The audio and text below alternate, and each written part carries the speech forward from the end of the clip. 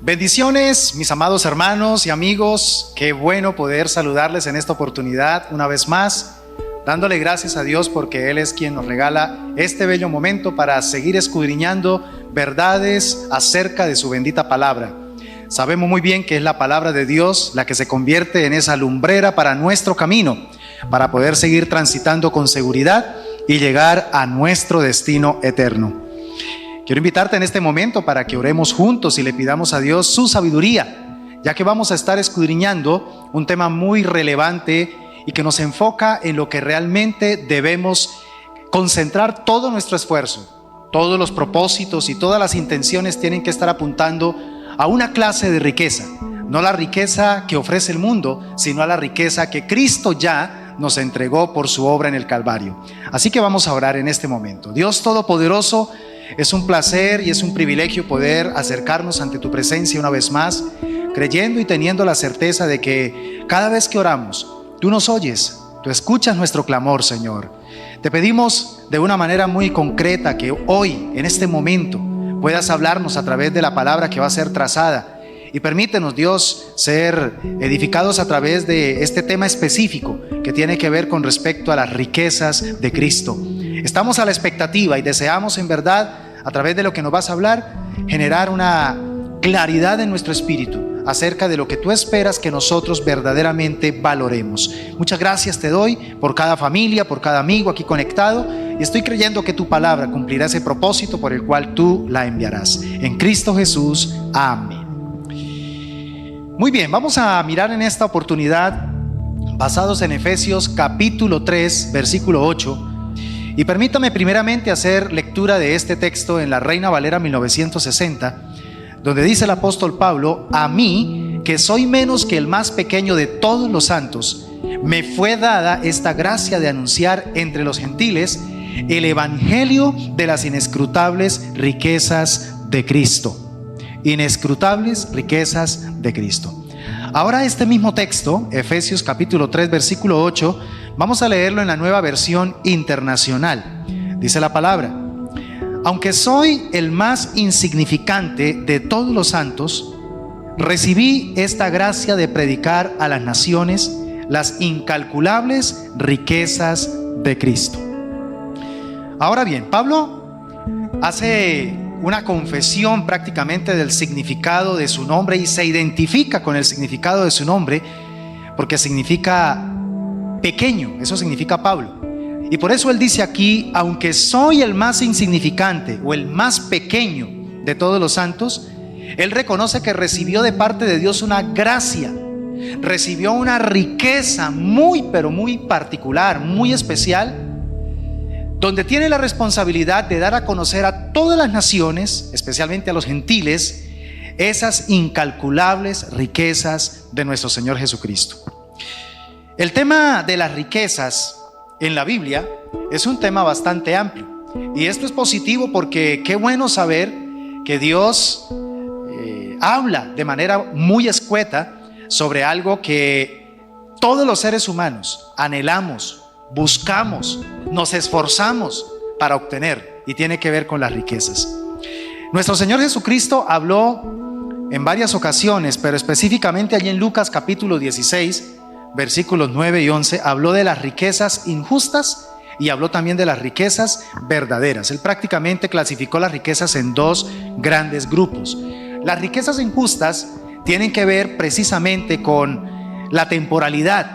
Las riquezas injustas se relacionan con aquello que nosotros podemos llegar a obtener para que sea útil en esta funcionalidad terrenal. No es que las riquezas sean malas. Las riquezas tienen su rol, cumplen su función, son necesarias obtenerlas para poder alcanzar ciertos propósitos aquí mismo en la temporalidad. El asunto de estas riquezas temporales es que no van a servir de nada cuando tengamos que ir delante del juicio de Dios. O sea, sirven para aquí y para el ahora, pero para el más allá no cumplen ninguna función.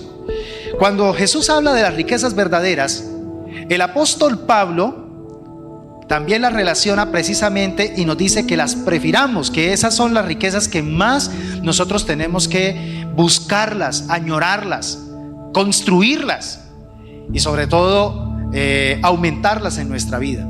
Esas riquezas verdaderas en verdad se van a convertir en algo sumamente valioso, útil, una vez que nos vayamos de esta tierra. Por eso es que Jesús le da ese calificativo: son verdaderas, porque aunque muramos, aunque nos vayamos de esta tierra, se van con nosotros. Las riquezas injustas son injustas porque tenemos que sacrificarnos demasiado en esta vida, negarnos a muchas cosas para poder obtenerlas, pero una vez termine nuestra existencia en esta tierra, se quedan aquí y nosotros nos vamos.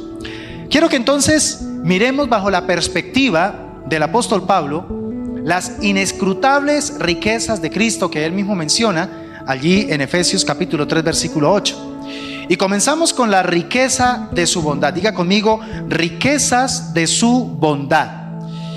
Romanos capítulo 2 versículo 4 nos dice en la Reina Valera 1960: o menosprecias las riquezas de su benignidad, paciencia y longanimidad, ignorando que su benignidad te guía al arrepentimiento. Ok, enfócate por favor en lo siguiente que te voy a decir. ¿Por qué es tan valiosísima y por qué Pablo nos insta a que por sobre todas las cosas busquemos las riquezas de la bondad de Cristo? Porque es la bondad de Cristo, la bondad de Dios, la que precisamente nos va a facultar o nos va a plantear la ruta, el camino para nosotros volver a ser redimidos, volver a reencontrarnos con nuestro Dios. Nunca el ser humano tendrá esperanza de restaurar su relación con Dios que quedó rota por el pecado, a menos que se convierta en objeto de la bondad de Dios. Por eso la bondad de Dios es una de las riquezas más poderosas y extraordinarias que los seres humanos podemos hallar en esta tierra y que nos va a favorecer para la eternidad. Dios es bueno. En muchos salmos usted encuentra esta expresión de alabanza. Alabemos a Dios porque Él es bueno, porque para siempre es su misericordia. Y no es para menos que el salmista se sienta eufórico cuando expresa esta verdad, porque es que la bondad de Dios es tan maravillosa, pues ella es la que nos corona de favores y de misericordias. Sin la bondad de Dios seríamos las personas más miserables, las personas más desdichadas, no solamente en esta temporalidad, sino en esta existencia eterna. La muerte de Cristo creo que configura la mejor y máxima expresión de la bondad de Dios hacia el hombre. Cuando analizamos lo que Cristo hizo por nosotros en el Calvario, podemos ver de una manera muy diáfana el cuadro de la bondad de Dios hacia nosotros. Esa es la muestra más grande de la bondad de Dios para la humanidad. Y es que con la bondad de Dios se revela también una faceta del carácter de Dios que tiene que ver con su paciencia.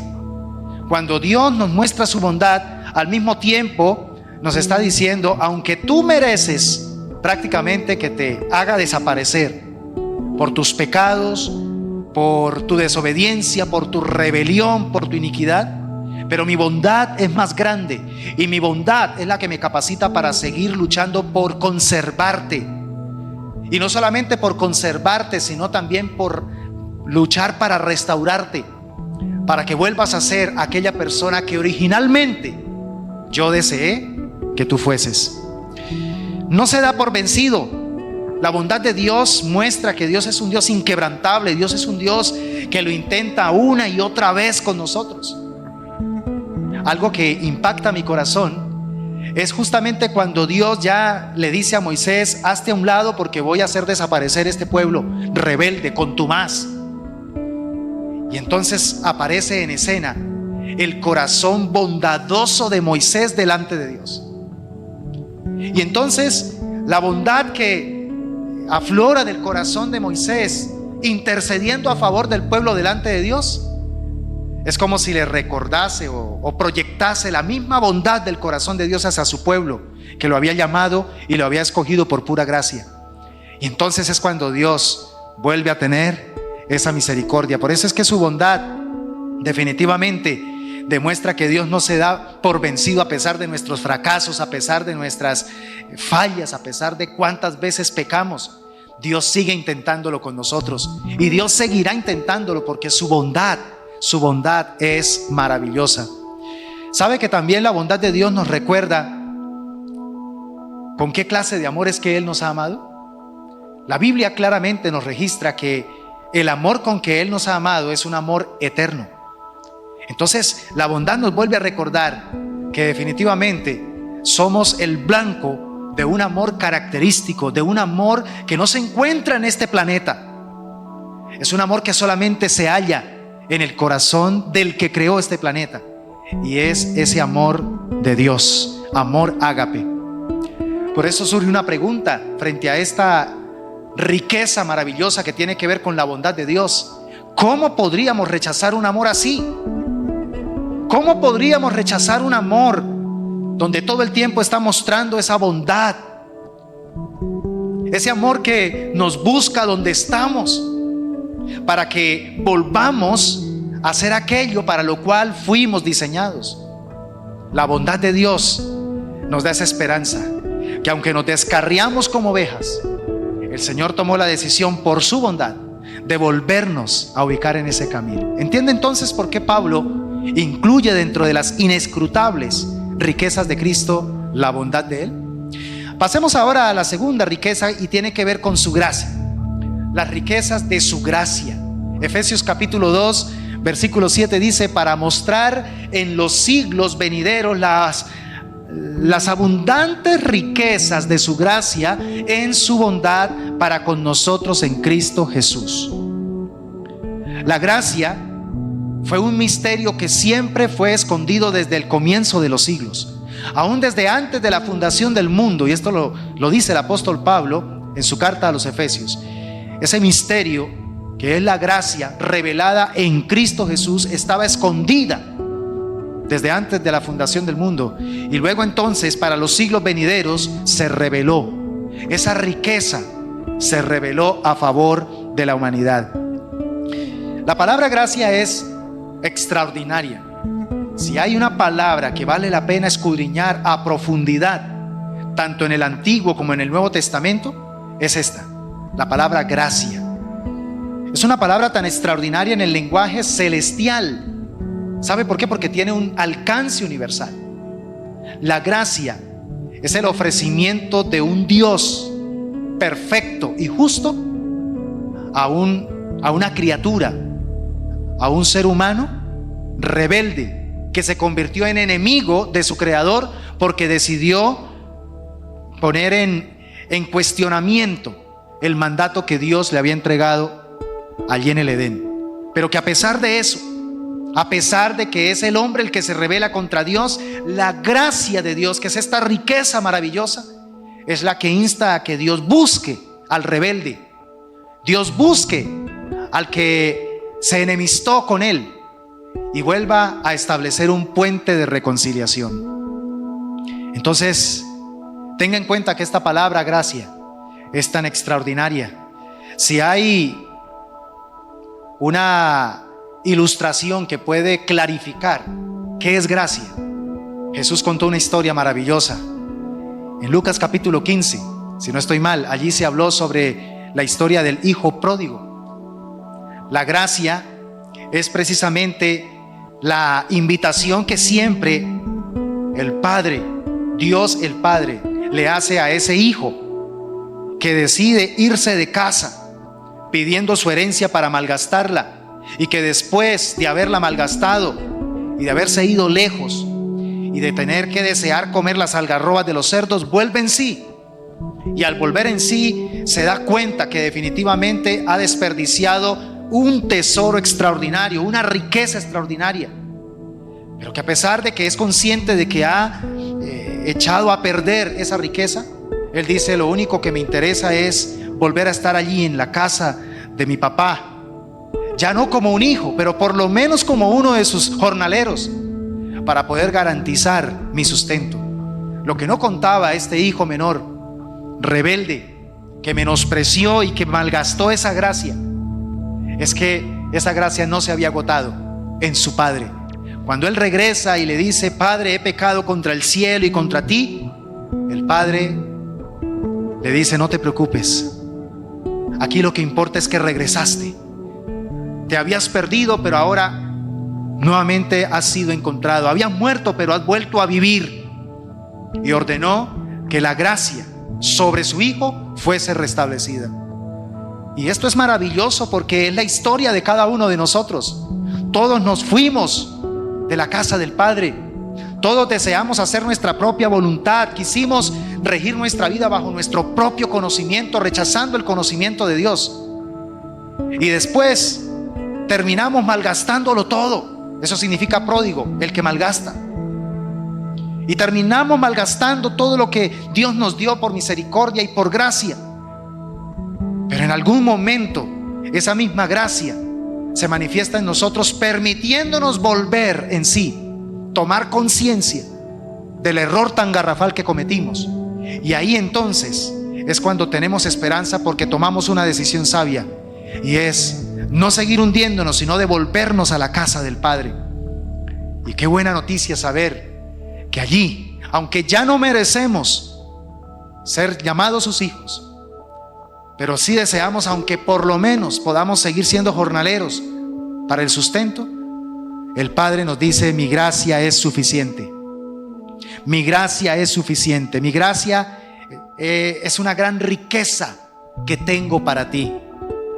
Por eso es que, mis amados hermanos, la gracia es una invitación divina al hombre desventurado para que éste salga de su estado lamentable y tenga la oportunidad de ser limpiado, sanado y restablecido o restaurado al propósito original para el cual fue diseñado.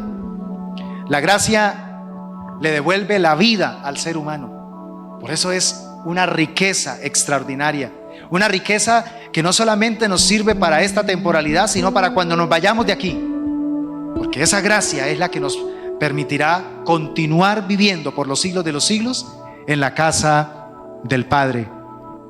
El hombre pecador definitivamente no tiene ningún mérito para recibir esa gracia. Ninguno de nosotros tenemos un mérito. Por eso gracia es recibir algo inmerecido. Ninguno de nosotros merecemos recibir esa gracia, recibir esa riqueza. Sin embargo, Dios en su bondad ha decidido extenderla para darnos esperanza. ¿Entiende entonces por qué la gracia es una riqueza que nosotros debemos cultivar, cuidar, pero también compartir a tiempo y fuera de tiempo con las personas? Hay mucha gente que está triste, que se siente mal. Hay mucha gente que está empobrecida porque han reducido su vida solamente a conseguir otras cosas que solo les servirán para el aquí y para el ahora. Pero después de que se vayan de aquí, van a quedar completamente en desgracia. Entonces aquí es donde debemos decirles: mira, hay una riqueza que va a ser extraordinaria y que te va a enriquecer verdaderamente, no solamente para acá, sino para cuando nos vayamos de aquí. Y es la gracia de Cristo. Quienes reciben las riquezas de la gracia en Cristo, les espera un futuro maravilloso. Y dice la Biblia que serán guardados, escúchame bien, serán guardados por siempre en ese amor donde nada ni nadie les podrá separar. La gracia de Cristo es para siempre. Y termino con la tercera expresión de riqueza de la que Pablo nos habla, de esa inescrutable riqueza de Cristo, y es la riqueza de su gloria. Efesios capítulo 1 versículo 18 dice: alumbrando los ojos de vuestro entendimiento, para que sepáis cuál es la esperanza a que Él os ha llamado y cuáles las riquezas de la gloria de su herencia en los santos. Hemos mirado entonces dos clases de riqueza: la riqueza de su bondad, la riqueza de su gracia, y ahora entramos a esta tercera, la riqueza de su gloria. Me llama la atención porque esta riqueza es muy extraordinaria porque se relaciona con nuestra herencia. ¿Sabías que Dios nos ha entregado una herencia? Sí, Dios nos entregó una herencia. Y esta herencia está relacionada precisamente con lo que el Padre le entregó a su Hijo Jesucristo. Lo que indica entonces que nosotros ahora somos coherederos con Cristo. Esto me emociona porque somos puestos sin merecerlo. Somos puestos al mismo nivel, por la gracia de Dios, al mismo nivel de la riqueza que el Padre ha repartido a Cristo y a nosotros. Aleluya.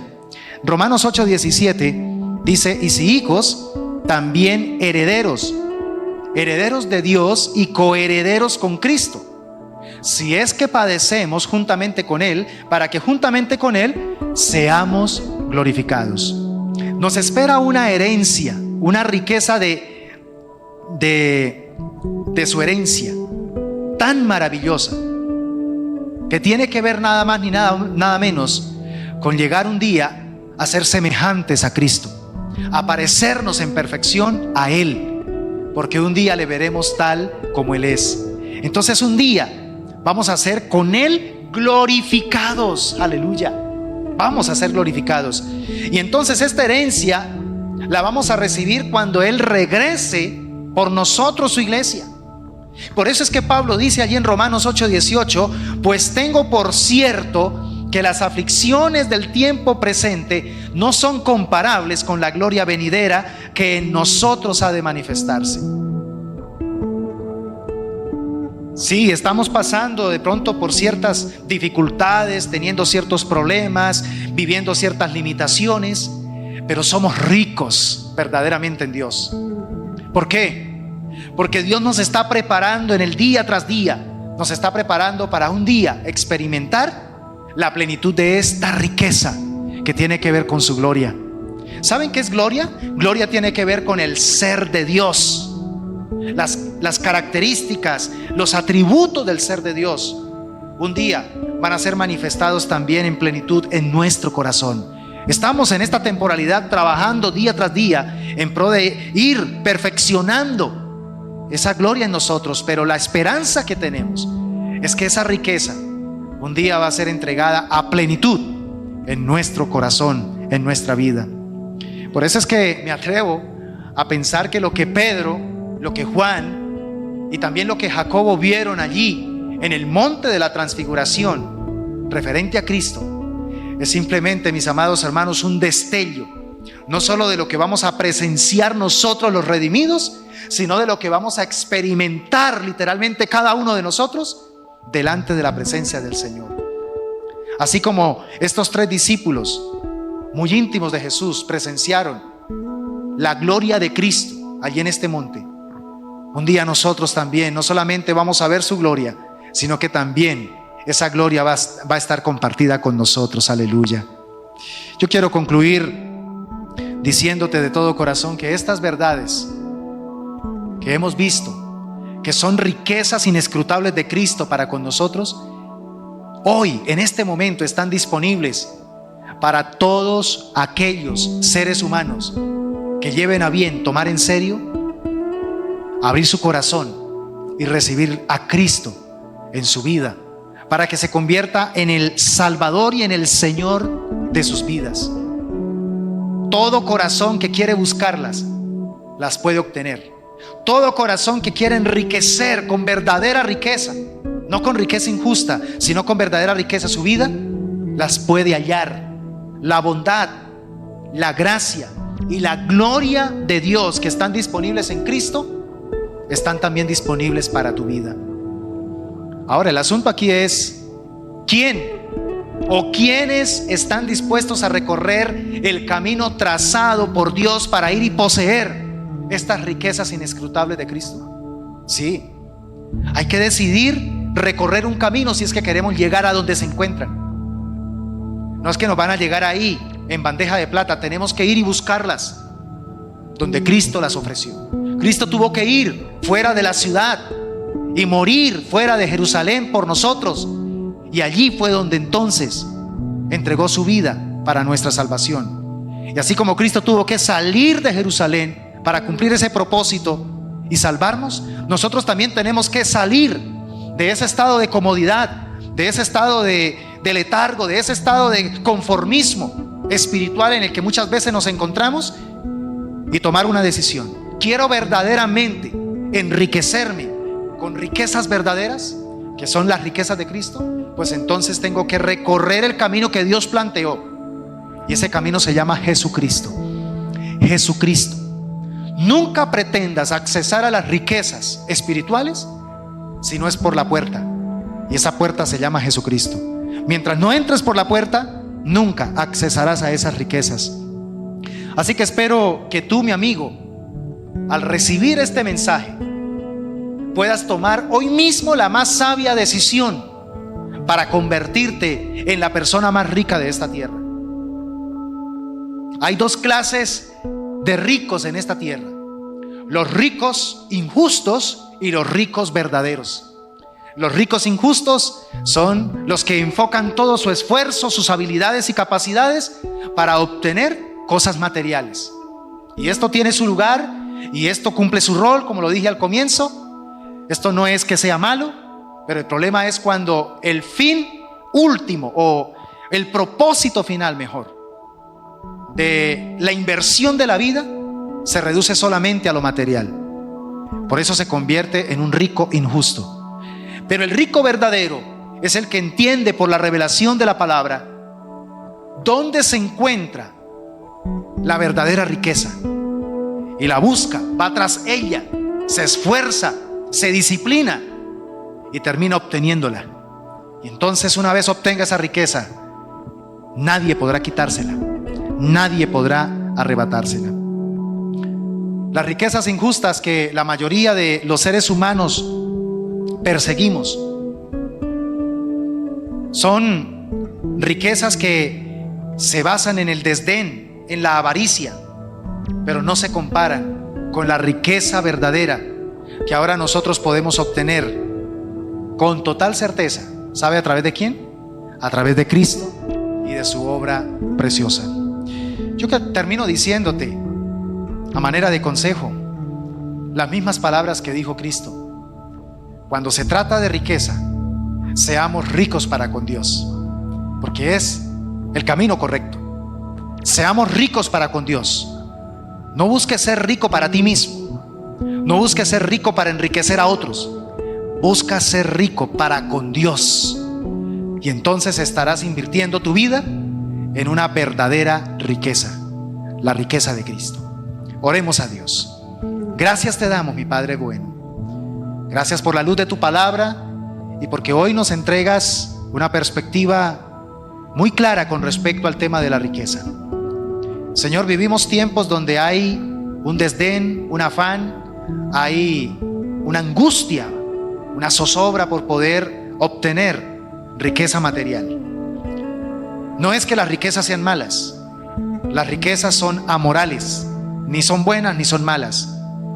Cada uno, según decidamos cómo vamos a hacer uso en el proceso de adquirirlas y también en el proceso de usarlas, es donde vamos a determinar si van a ser buenas o malas. Pero en realidad, Señor, lo que nos enfoca tu palabra en este momento es en las riquezas verdaderas. Esas riquezas que tienen la potencialidad de prepararnos y de entregarnos las herramientas necesarias para enfrentar la muerte con éxito, y una vez nos vayamos de esta tierra podamos continuar usando esas riquezas en la eternidad. Por eso es que son riquezas no injustas, sino verdaderas, porque permanecen y prevalecen. Señor, hoy hemos visto la riqueza, oh Dios, de tu bondad, la riqueza de tu gracia y la riqueza de tu gloria. Ayúdanos a apasionarnos por empezar a recorrer ese camino necesario que tú has planteado a través de Cristo Jesús, para poder obtener, para hallar y poseer esas riquezas inescrutables, sabiendo, mi Señor, que una vez las poseamos, tenemos un llamado, tenemos una comisión, y es compartirlas con los demás. Y ahí entonces nos vamos a dar cuenta que entre más compartamos de estas riquezas, de tu bondad, de tu gracia y también de tu gloria hacia los demás, más nosotros seremos enriquecidos, más nosotros disfrutaremos de plenitud, de gozo, y aumentará, Señor, el depósito que estás reservando para nosotros en aquel día.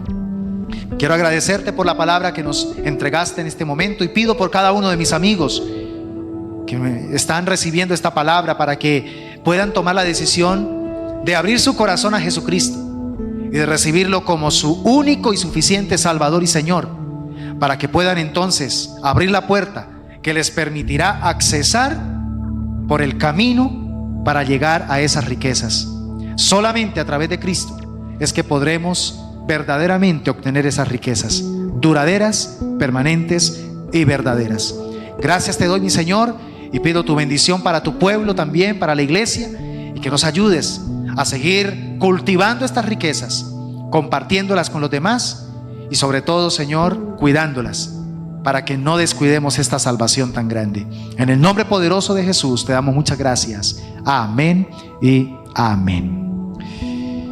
Bendiciones a cada uno de ustedes, mis amados hermanos, y que esta palabra que hoy Dios nos ha entregado nos ponga en alerta con respecto a sopesar a qué le estamos dedicando más tiempo: a buscar riquezas materiales o riquezas verdaderas, y que seamos sabios para tomar decisiones que terminen favoreciéndonos no solamente en esta temporalidad, sino en la eternidad.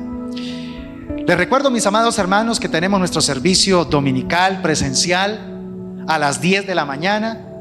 Estamos teniendo unos tiempos muy hermosos, tiempos donde adoramos juntos al Señor, donde nos disponemos a elevar nuestro corazón en alabanza y en exaltación a nuestro Rey y Salvador, pero también donde nos disponemos a recibir su palabra, su enseñanza, y venimos a adorarle juntos como la iglesia que somos en el Señor. Así que le esperamos, no se lo pierda este domingo 10 de la mañana. Acompáñenos, traiga un amigo, traiga a sus familiares, traiga a sus vecinos, porque qué bueno juntos unirnos en adoración al Rey Todopoderoso. Que Dios les bendiga. Nos vemos pronto en una próxima emisión.